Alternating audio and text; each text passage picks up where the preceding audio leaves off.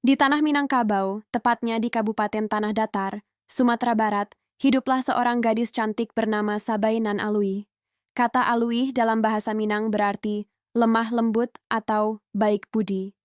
Ia terkenal bukan hanya karena kecantikannya, tetapi juga karena tutur katanya yang halus dan sopan.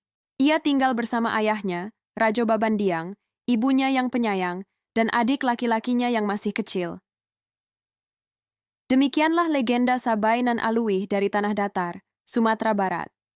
Kisah seorang gadis lembut namun kuat, yang berani membela kehormatan ayah dan keluarganya dengan hati yang tulus. Ia menunjukkan bahwa kekuatan sejati bukan berasal dari otot, tetapi dari keberanian dan kejujuran hati. Dongeng Hikmah Nusantara.